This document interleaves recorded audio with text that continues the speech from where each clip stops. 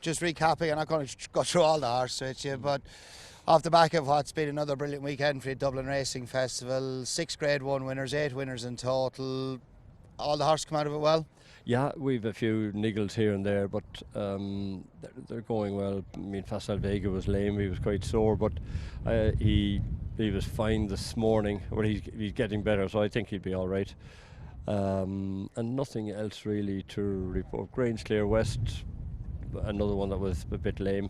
He might take a bit longer to, but he was disappointing, maybe. But all the good ones, all the rest of them have been fine. Yeah. And just going back to Facile Vega, obviously you found an issue with him. He was lame afterwards.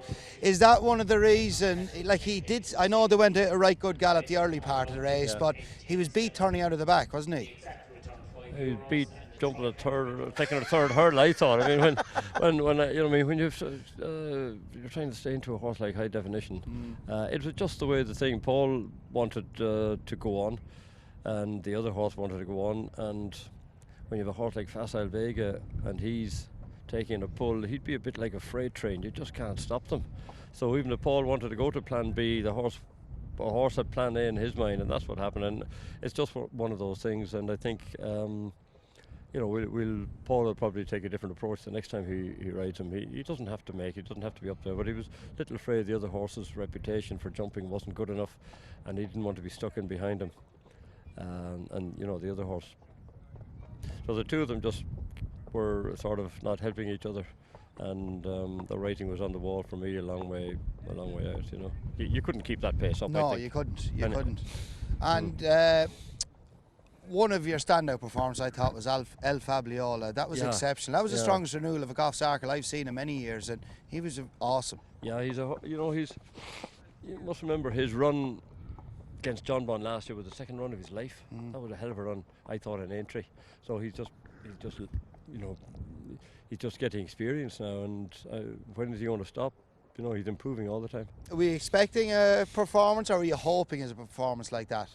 Hoping, yeah. You don't expect. I mean, we had so many horses in the race, you didn't know which one was going to perform on the day, and but you have to let them run against one another and hope one of them comes out, and he did. You know, so a couple of disappointments in that race as well. You know, we'll see. We'll go home, reflect on it, and maybe change trips for the different horses that may be disappointed. Maybe they want an extra half mile. You know, maybe there's other factors that haven't come to light yet, but he was good, and you know, he's one to look forward to maybe going across to Cheltenham with. And Galopin Des Champs, a lot of people are saying, oh, he mightn't get the trip. I couldn't have that beforehand. No, I couldn't. He relaxed really well, he jumped really well, he'll have no trouble getting the trip. Any horse that can win a 3 mile novice hurdle will have no problem with 3 miles over fences and 3 miles plus. I think it's a tougher task, I think, 3 miles over hurdles. And a lot of people forget it took Paul quite a bit to pull him up as well past the stands, didn't it? I didn't see that, but someone passed that comment. But Paul said he was so relaxed, and it probably wasn't as searching a gallop as it could have been.